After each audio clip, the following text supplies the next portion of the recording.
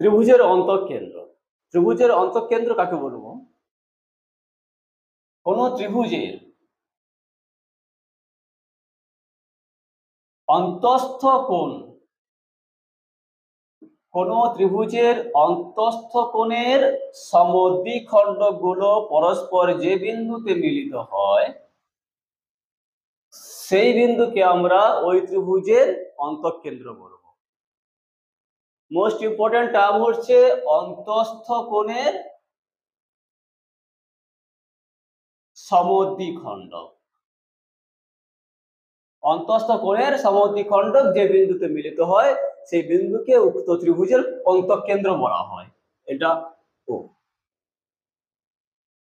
পরিকেন্দ্র করার সময় আমরা বলছিলাম শীর্ষবিন্দু থেকে পরিকেন্দ্রের প্রত্যেকটা শীর্ষবিন্দু থেকে পরিকেন্দ্রের দূরত্ব সমান। সেখানে আমরা দেখেছিলাম OA equal to OB equal to OC।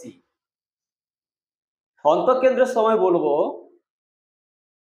যে এই O বিন্দু থেকে যদি প্রত্যেকটি বাহুর উপর লম্ব অঙ্কন হয়, প্রত্যেকটি বাহুর উপর যদি লম্ব অঙ্কন হয়, তাহলে এই যে লম্ব দূরত্বটা হলো, এই যে দূরত্বটা পাওয়া গেল, মনে করি AC বাহুর উপর একটা OD লম্ব, BC বাহুর উপর OE লম্ব, AB বাহুর উপর OE লম্ব যদি হয়, তাহলে আমরা এখানে বলবো OD equal to OE equal to OA,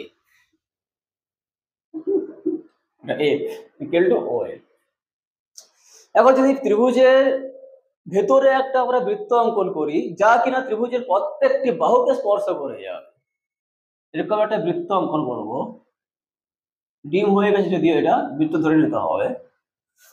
যদি একটা ত্রিভুজের ভেতরে বৃত্ত অঙ্কন করি, তাহলে এই যে ত্রিভুজ ABC এর যে অন্তঃকেন্দ্র O হয়েছে না, এই O হবে ত্রিভুজের ভিতরে যে বৃত্ত আঁকলাম বা ত্রিভুজের যে অন্তর্বৃত্ত হলো তার কেন্দ্র। ব্যাপার ক্লিয়ার হলো? তাহলে অন্তঃকেন্দ্রও বোঝা গেল।